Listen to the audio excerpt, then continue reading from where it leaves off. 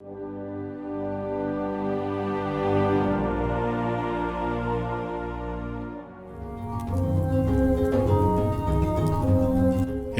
and welcome to another episode of Citadel Guard Adventures.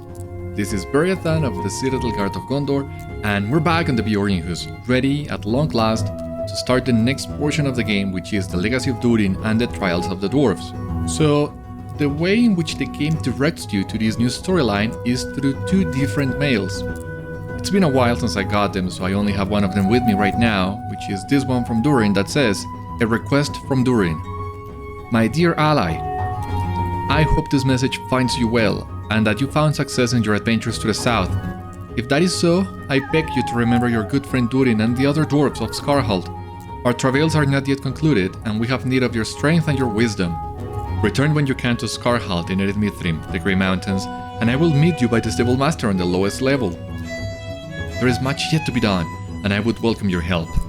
Your friend Durin, son of King Thorin Stonehelm, charged with the defense of Skarháld." That is the first one. The other one, let me pull it up for you. It's just a very short mail, it's this one, concerning the Wells of Langflood.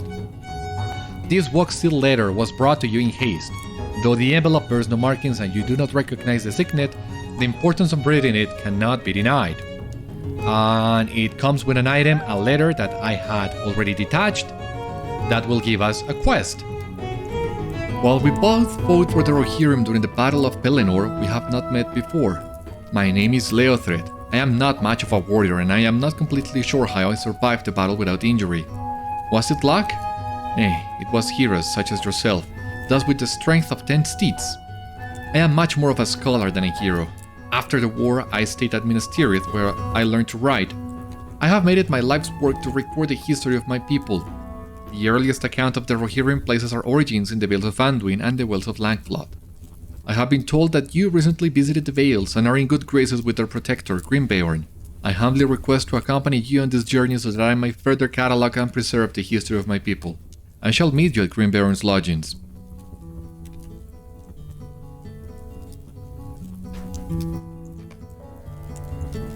Alright, so that is it.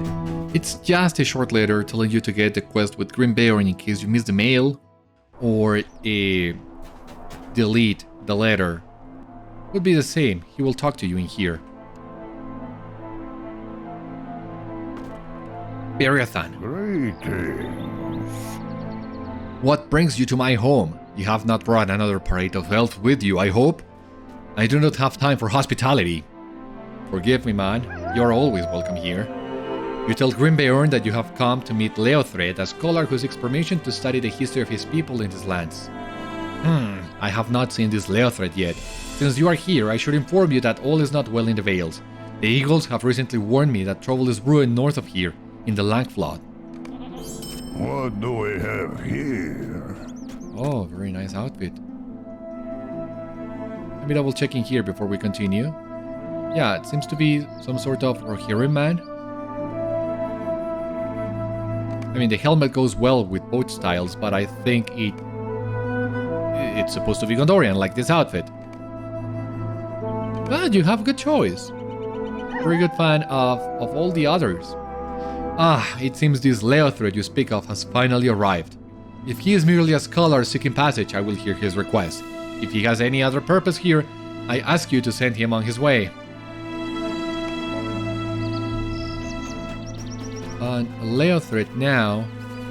No. He is. Oh, okay. At the gates, of course.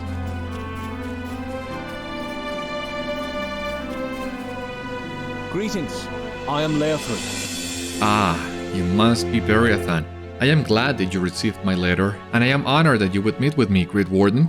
As I have told you in my letter, I came north to study the legacy of my people. The Rohirrim are rich with history, and I feel that I had an obligation to preserve their tale in writing. I wish not to trespass upon the wilds of the Bjornings. If Grimbeorn would approve my short stay in his lands, I would be most grateful and repay him in kindness.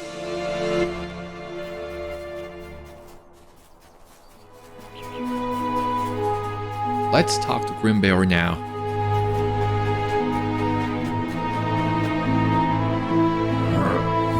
As I have told you, I am very busy, Beriathan. If you wish to see Léothred to where he wants to go, I have no objection. All I ask is that he pays the toll for travel that all must pay. I am glad that you are here, man. I do not wish for nor have the time for guests.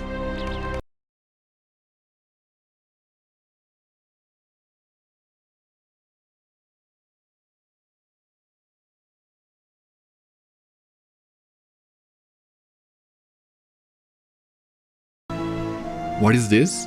A toll? Of course, I would pay it. It is the least I can do for the kindness that Grimbeorn has shown me. I hope that I'm not a burden to you. I hope that I am not a burden to you. I could use a companion on my travels. It is a boon to my research that you accompany me with your current knowledge of these lands and your skill in combat.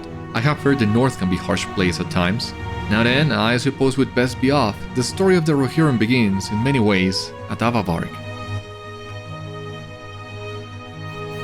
Okay, so we're not going to Langflood just yet, because we will have a choice to make. But not yet, so I guess we're gonna... well, we're gonna go to Avabárg and do what we can with Léothred here in the Vales before he sends us to the next place. And when that time comes, I will tell you what I'm planning to do, because once again, the pathing here can be confusing.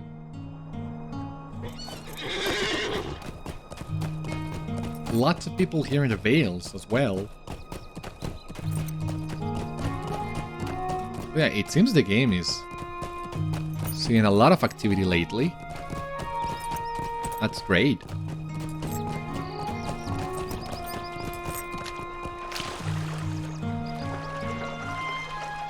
Come on, there's no reason why we should have been dismounted there. This is a fort. Anyway, here we are in Avabárg.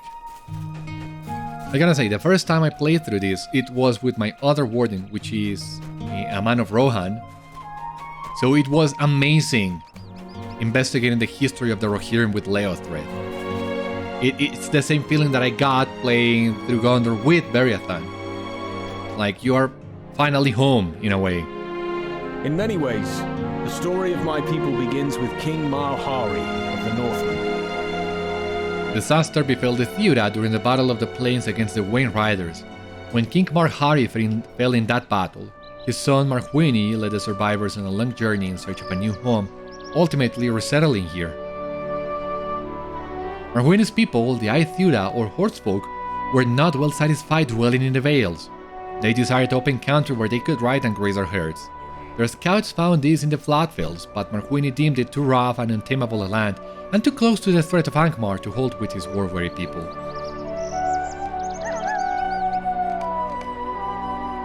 Right. Our people tire from the journey. So be it, we shall settle here.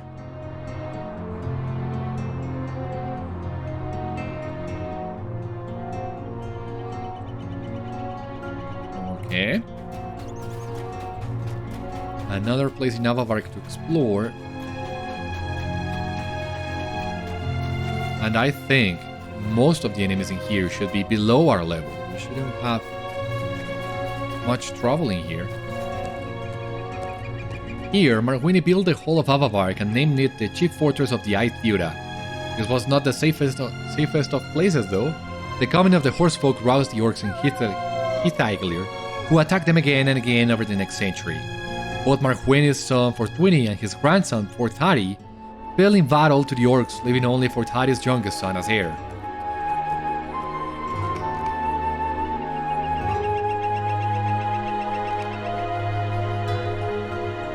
Marhwini and Forthari.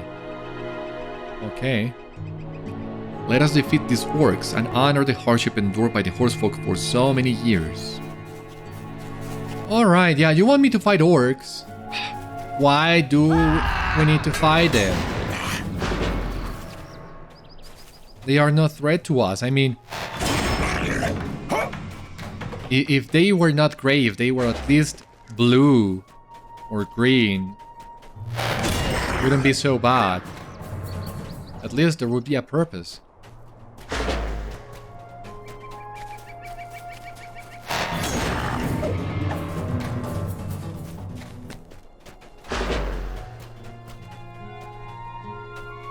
Cortari's youngest son was Frumgar, a boy of 12, now chieftain of the Ai-thúda. Oh. Very nice of you. While still a youth, Frumgar became a hero of his people, befriending both the Longbeard dwarves and the wizard Gandalf the Grey and Valandil the Brown. Oh! Befriending both the Longbeard dwarves and the wizards. Gandalf the Grey, okay, and Valandil the Brown. So it's a different name, the name of the Northmen, but that is Radagast. Awesome. Lagging a little bit. You can do it. Let me check this place, please. Ah, finally.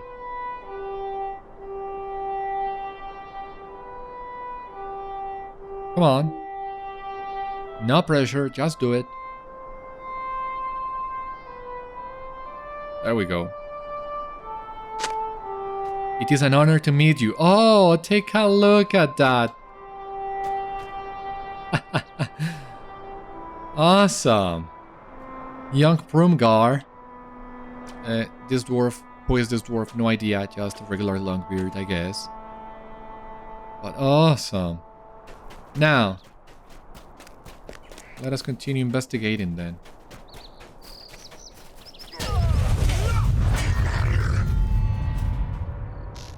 Frumgar even received an ancient sword of Westernness, which he named Worthblada, from Kurinir the White. With his allies, he defeated the Orcs in battle at the age of 17. Oh. We're gonna see that as well? I shall lead my people with this gift you have given me. Awesome. Take a look at this.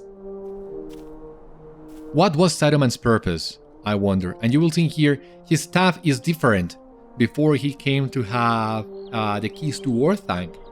I mean, his staff resembles the Tower of Orthanc, so it makes sense that before he was given the keys, his staff would be different as well. Frumgar was victorious. It was said, however, defeat only stoked the Orcs' thirst for blood. 13 years later, the Orcs returned to raise the Ai-thúda's lands and sack Avabárg. To see these Orcs upon Avabárg? No, this is a great injustice to the legacy of the Rohirrim. We must show these foul marauders that Avabárg is now home for Orcs.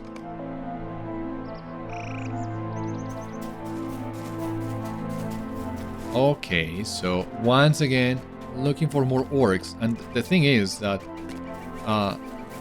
so Willow was already fighting some of them.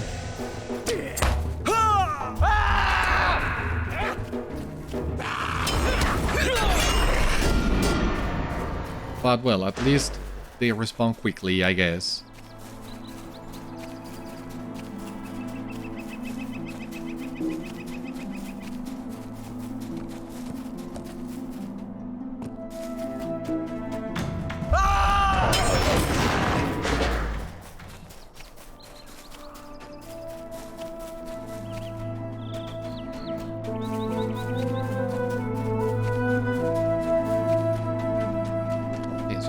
Where's Léothred? Did he enter the place? Did you enter Avabárg? Ah well, not exactly, but...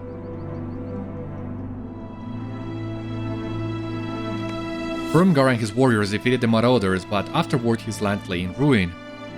Where? Where is my wife?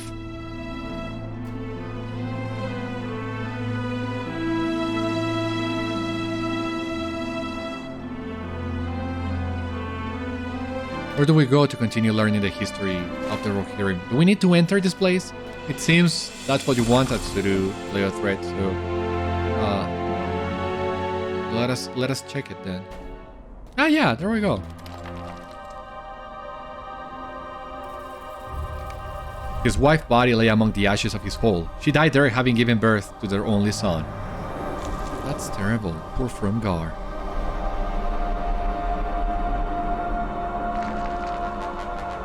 Oh, your only son. Yeah, Garlic, I know. Poor guy. Frumgar named his son Frum, and swore he would not know the same sorrow when he was grown.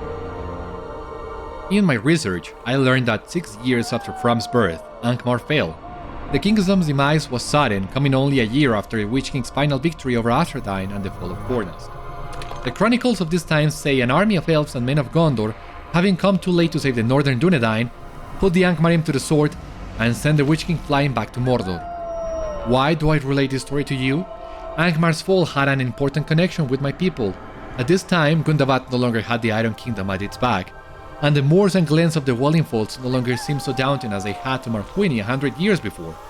Bram saw this as an opportunity to lead his people to great things. Perhaps it would be in our best interest to check in with Grimbeorn. If we were to head north from Avabárg, that path would take us past the Bjornikus. Perhaps it would be in our best interest to check in with Grimbeorn. I do not wish to overstay my welcome in these lands. Okay, so back to Grimbeorn it is.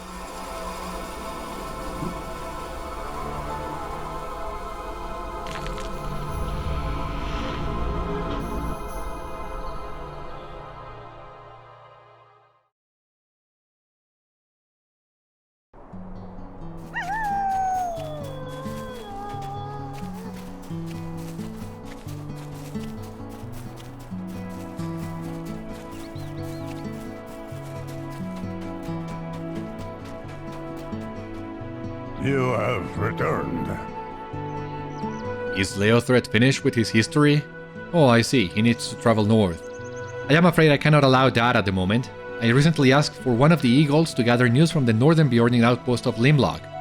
I should think the eagle will return with news in a day or two. Now that you are here, why not pitch in with the daily work? There is always much to do. I need wood chopped, berries picked, and some lost chickens tracked down. Oh, there we go.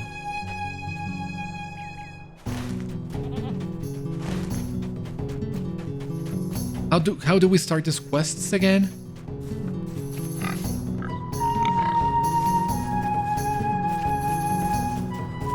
Ah, come on. Use it, please. You find a wood that Grimbeorn needs chopped. You had better get to it.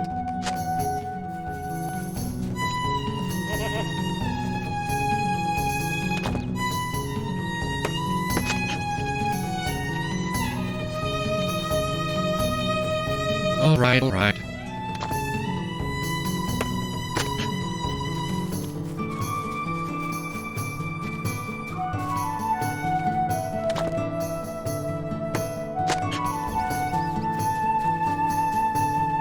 Ah, there's a chicken.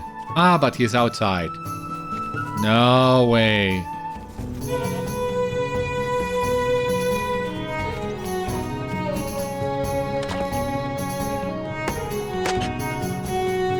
Wood.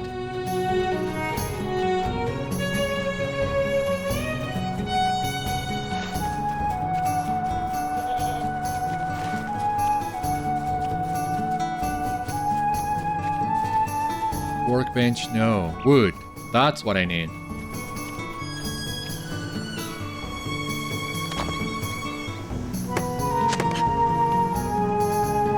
Okay. There's one. Now, of course, we'll need to go looking for chickens. I thought we had seen the list of Grimbeorn's chores, but it seems not.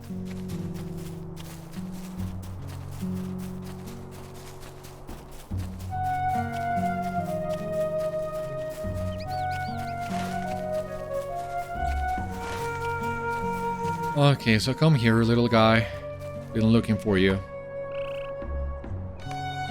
You catch one of the chickens that Grimbeorn is worried about. You had better find the other 3. Okay, well, not as many. That's good. And the berries now. These wild berries look perfectly ripe. You hope there are plenty more nearby. Oh, 10 of those.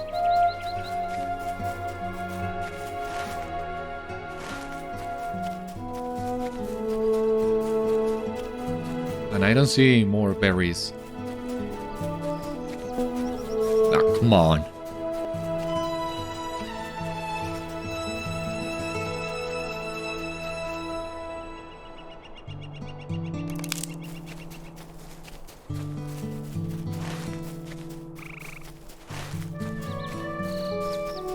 Another one in here.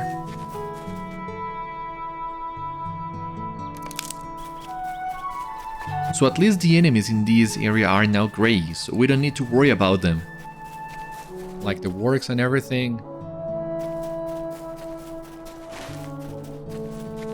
But that's good. That's good.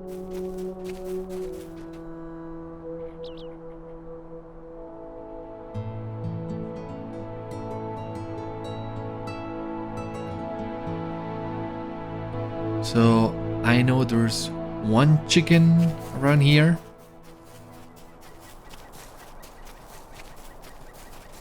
Okay, I think I have a path now.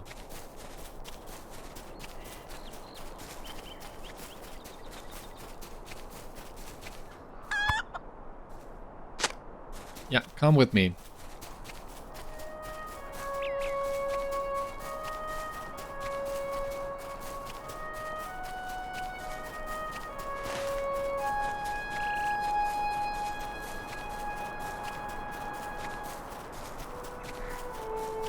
I think this one works. As we catch the chickens, we'll get to the other berries eventually.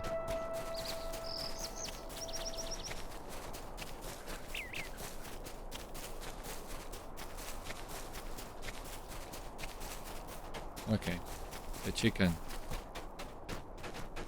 Come here, you little guy.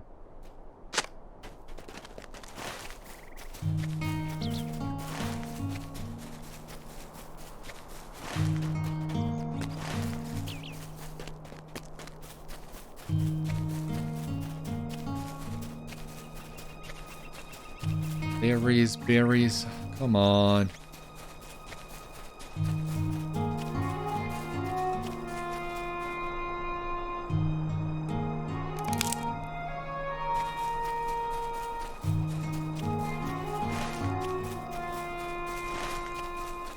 So at least it seems there are more berries on this side.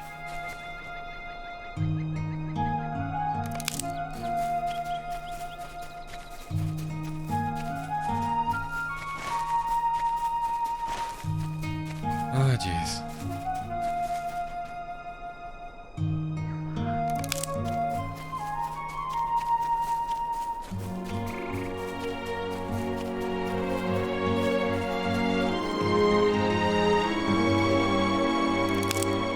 Seven out of 10. All right. Oh, almost there. Almost there.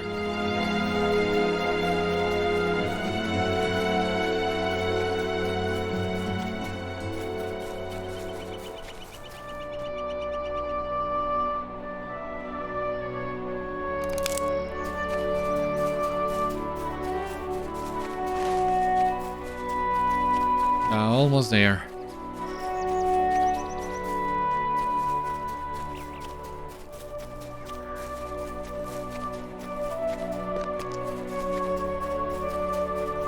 Okay, I see it now.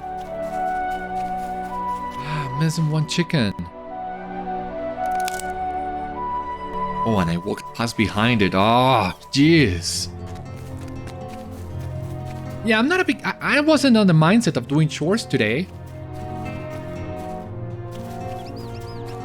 When I know to expect them, I don't mind. I might even have fun with some of them. But I was hoping to be moving on the Vales, you know?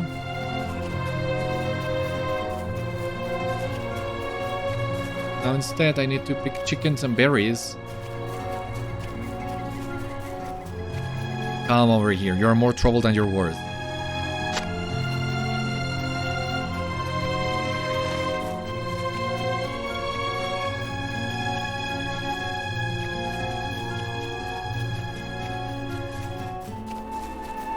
One more berry. Oh, jeez.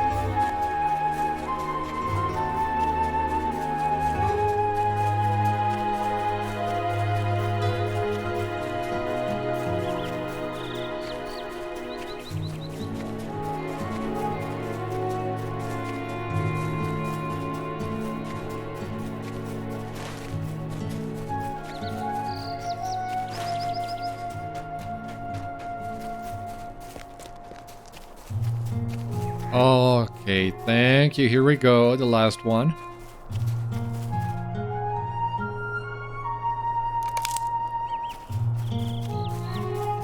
Back to the Bjorning Hus. Alright. We could technically master, but I think we are so close that might be potentially longer? I mean, why not walk?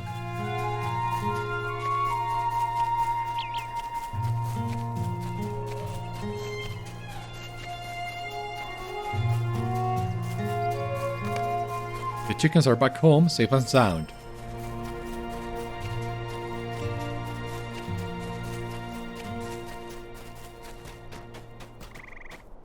Now we just need to wait for them to load. Take your time, okay.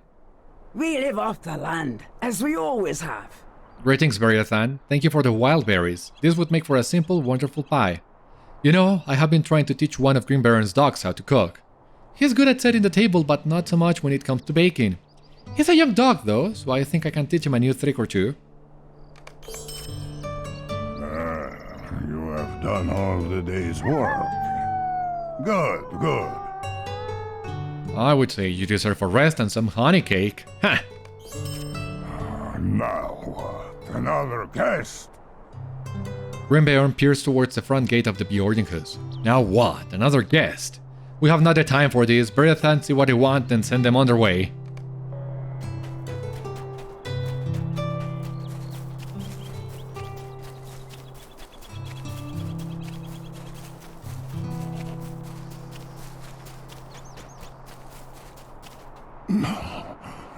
Please, listen. Hunulf is far from his dwelling in the Thornhold. He looks badly injured. Beriathan, is that you? Please listen. I traveled from the Thornhold with Bascorn, Crackmoth, and 3 dwarves. We came to warn of the growing threat. The warbands in the mountains grow more fearsome by day. We made it to Limlók. The village is not safe. They need help. Hunulf coughs and looks too weak to move. I was ambushed on my journey here. I narrowly escaped those wargs. Hunulf falls silent. He has passed. Grimbeorn should hear Hunulf's final words.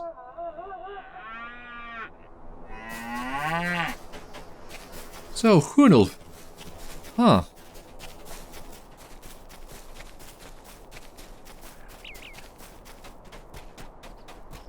Let's see. Oh, Hunulf. Hunulf, my kin. I did not recognize him at the gate, and now this news you bring pains me. Hunulf was an outsider, but kin all the same. We must see that his death was not in vain. You are willing to help, Warden? I will gladly accept this kindness. Here, take this candle. Light it for Hunulf at the Carrock. If you take the scholar with you, that is your decision. Just see to it that he does not die. I wish for no more deaths of those in my lands who I have sworn to protect. Those in Limlók at 8. You must go north.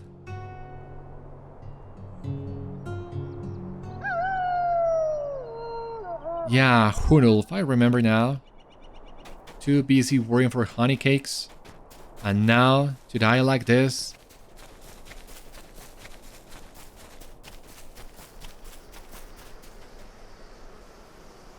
If Grimbeorn allows me to continue, then continue I shall. This is horrible. I did not think I would be imposing myself upon the Vales in such a trying time. If Grimbeorn allows me to continue, then continue I shall. Do not worry, Beriathan, I will not get in your way. And you have another quest. You are heading Oh. to Limlók, yes? I will accompany you. It would seem the story I seek follows the same path. Might we stop at the Carrock on our way? I would very much like to see for myself. There is some Rohirrim history there as well, if you can believe it. Alright, I didn't know. Well, I guess I knew. I mean, I have done this before, but I didn't remember this. There is history in the Carrock. Alright. In that case, right to the Carrock we shall.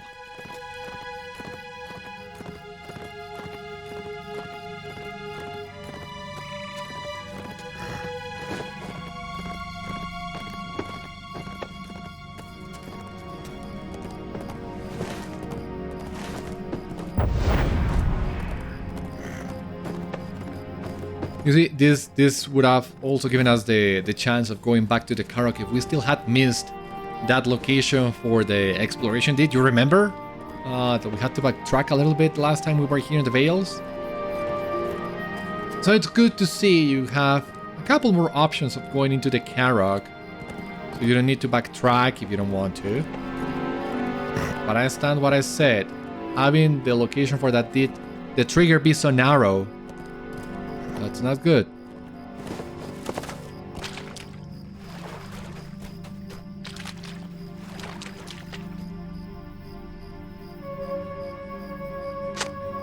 Hunulf's death cannot be in vain.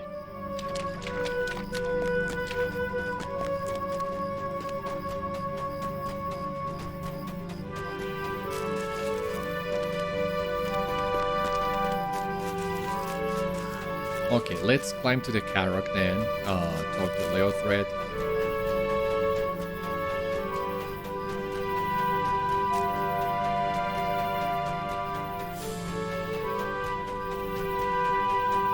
Oh, there we go. What a view! It seems the mountain fog is too thick to see Erebor today. Man, you are looking to the north. Erebor is to the east. Well, northeast, maybe, but you're looking in the wrong direction. You can imagine Fram uncertaining his decision to bring his people north. Folklore of the Ai-thúda held that it was Fram, not the dwarf king Durin, who first beheld the lonely mountain. For a time, the folklore of the Ai-thúda held that it was Fram, not the dwarf king Durin, who first beheld the lonely mountain, though no tale among Durin's folk mentions him. There may be some truth in his claim. I still wonder which story is true. I fear the story of Fram may have been embellished in places over the years. Okay, so as you see here, in order to complete all this, well, to continue all this, we need to travel to Limlók in the Flatfills. So that is to the north. There we go, the path north to the Wells of Langflood and Limlók. But, well, as you see here, this is connected to Mithrim and Skarháld, where we can also talk to Durin, and that is not far from the Thornhold where Hunulf came from. So here's the thing. You might remember, I think I mentioned this to you before, that at times the LOTRO team made the decision of creating the content to split players and reduce the stress on the servers. So for example, when they released Mines of Moria, you could go to Moria directly, or you could decide to finish book 15 of Shadows of Angmar. When the Mirkwood was released, they had the Mirkwood Landing instance, which allowed them to split the player base through an instant space. With Isengard, they gave you the option of coming to Dunland through the Von Vales or through Dreng, the Mornshaws. In Rohan, you could follow the epic or go get your worsted. In Helm's Deep, we were doing Edoras, and I don't remember if Edoras was an instant space at the time, but you get the idea. Every time the devs released an expansion, they split the player base to reduce the stress on the server. I think the decision that is in front of us today is a throwback to those days, but it was not made for that choice, at least not officially.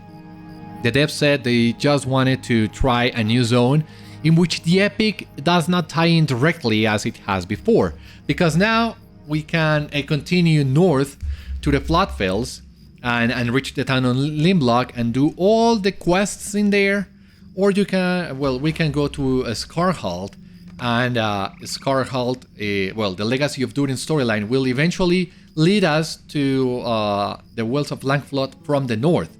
So that's the choice we have now. Do we come to the Vales, the Wells of Langflood, from the north or from the south? Do we go with the original quests, or do we follow the new epic story? And in the end, you end up doing both. I mean, it's not a big deal. It's just an experiment that the LOTRO team was doing. But that presents a choice to us. What do we do? Right now, the story we're following with Léothred and the Bjornings it's compelling us to go north to Limlók and to the Vales. But on the other hand, we can do Durin. And I was thinking of doing the Legacy of Durin first for 3 reasons. The main one, well, not the main one, the first one. The last time I did all this, I did the original quests first and then Durin. And that was a little weird, but it kind of works. So now I want to see how this works if we go to Skarháld first and then come back to Durin. On the other hand, well, we came back to Yarnfast for the Black Book of Mordor epilogue, and at that time we could have technically started the Legacy of Durin as well, and from Yarnfast to Skarháld is not that far. And then, well, opening the lockbox, and then, well, back to Gandalf in the Bjorninghuis. Yeah, I mean, it's not far-fetched to believe we could have taken a trip back to Skarháld. I mean, that's one option, and, well, one reason why. And the third reason I had for doing the Legacy of Durin first is because, eventually, well, the Legacy of Durin storyline will have you entering this place to the north, but you will end up in Limlók anyway and make your way north, so they converge in a way. So it feels a little anticlimactic right now because we have a warning to bring to Limlók, and Durin doesn't seem to tie in this story at all, but with the foreknowledge that this will work out in the end, I think we're gonna go to Skarháld and begin the Legacy of Durin storyline. Plus, starting the Legacy of Durin right now will allow us to have it as the narrative frame for everything else we do, much like the epic and the Black Book of Mordor. So that way, when we get to Limlók, we will get to it as part of the Legacy of Durin, and we can resume the other things, and yeah, have this as the narrative frame for everything else. I mean, we are starting the Legacy of Durin today, right? So it would feel too weird having the Legacy of Durin start and not doing the Legacy of Durin. You know what I mean? But that means, so it's gonna be a while before we go to the Wells of Langflood. It's gonna be an even longer time before we reach Limlók to continue these 2 quests. So yeah, I'm not a big fan of this choice the devs made. It's weird, and it feels unnatural to me, basically having to split your path one way or the other for no apparent reason, I believe. So, well, I had already done this the other way before, so let us see how this works when we go to Durin first. And in case you're wondering why didn't we go to Durin directly, well, as you saw, there was still a portion of this quest that we needed to do in the Bjorninghuis. So there is no easy answer to all this. Anyway, You have returned, my friend! it is recommended but not required that you complete the Black Book of Mordor before beginning the Legacy of Durin and the Trials of the Dwarves, which we have. You have returned, my friend. I did not know when your adventures to the south might release you, but I am pleased it was sooner and not later. It is good to see you. Durin claps you heartily on the back, then he lowers his voice and wearily eyes the courtyard. Truthfully, things have not been going as well as I might have hoped. I have been trying to ease tensions among the dwarves that have come to Skarháld, but it has not been easy. The Longbeards, Zhélruka and Stout-axes here all take exception with each other, even on trifling matters of little importance. All 3 of these dwarf companies suffered grievous losses at the teeth and claws of the Frost Horde under Kadasgar's direction, but we have seen no sign of the worm since you departed. The Whipping Warrior himself has not reappeared in that time. Do you know anything about that, Beriathan? But now it falls to me to get these dwarf clans working together, and that is no easy thing. Perhaps you can ask members of each family what they think I should do on their behalf. Stout-axes, Zhélruka, and Longbeards up the stairs here at Skarháld are sure to give you their opinions on this subject, and it may help me decide how best to proceed. Oh no, I don't like climbing Skarháld. It's confusing, it's a pain. No, don't do this to me. No.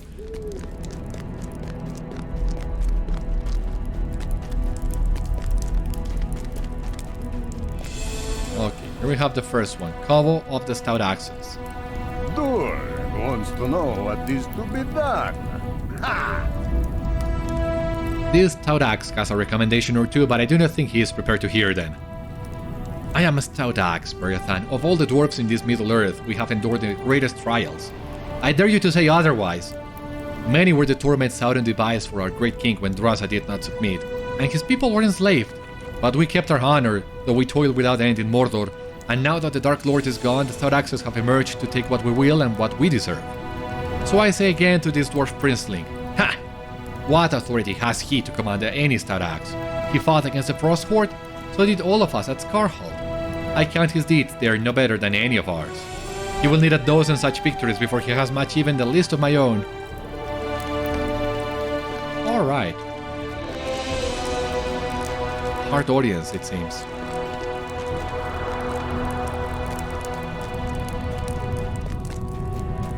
Bornek of the Zhélruka.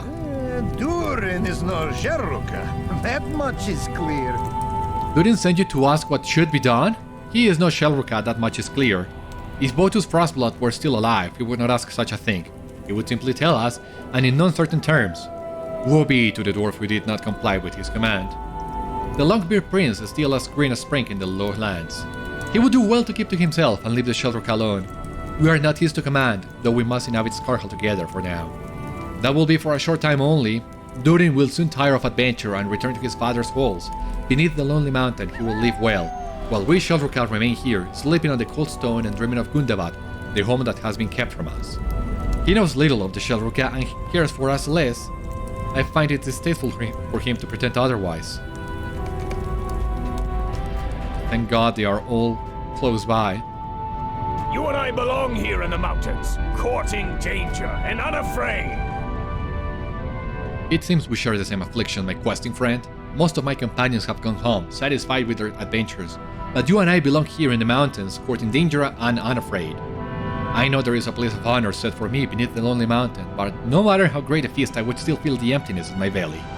Only adventure can sate my appetite now. My son Gimli will discover this hunger runs in his blood, if he has not already. But from your recent tales, I know he has. You tell Glowing that Durin is seeking advice from the dwarves at Skarháld. I would tell him to treat carefully with the Zhélruka and Stout-axes from here, for they are not his people and care little for Longbeards. Each of these kindreds defended Skarháld when the Frost Horde attacked, and each suffered losses. But there are fewer Longbeards here than Zhélruka, and although the Stout-axes were few in number to begin with, it seems to me that more arrive every day. Durin must be aware of this. Let him keep the red axe near at hand.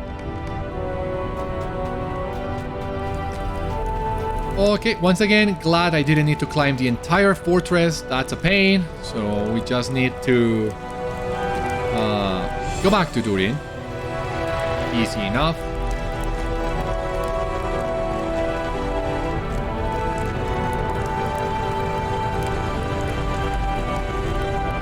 Here we are with Durin. Are your tidings as grim as I fear they will be? What have you heard, my friend? Are your tidings as grim as I fear they will be? Durin listens to your report of growing unrest among the Stout-axes and Zhélruka, and of Glowing's concerns, and his face falls. He hefts his red axe thoughtfully. I came here too hastily, Beriathan. Each of our people suffered losses when the Frost Horde attacked, but there were never that many loyal Longbeards at Skarháld to begin with.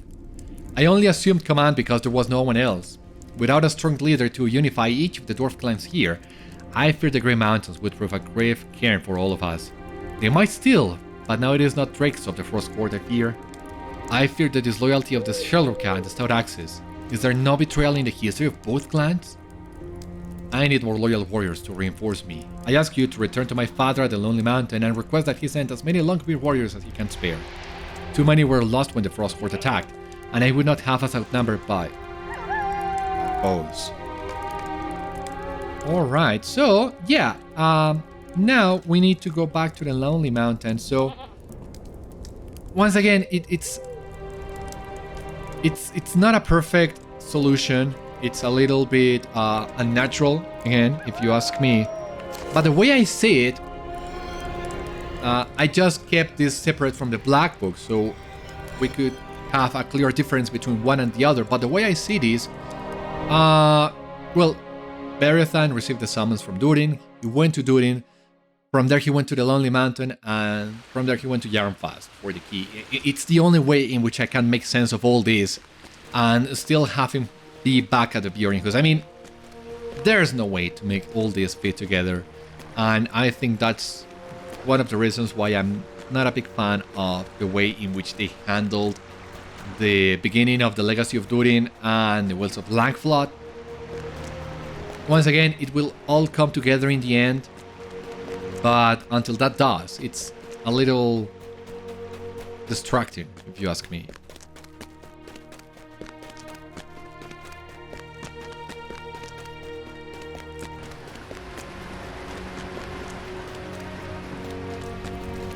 Anyway, what it is done, it's done. We have paused the regional content and we are here with King Thorin, so let us see.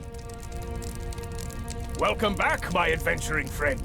What news of my son? What news do you bring of Durin? Ask you brought to heal the Zhélruka that traveled without leave across my lands?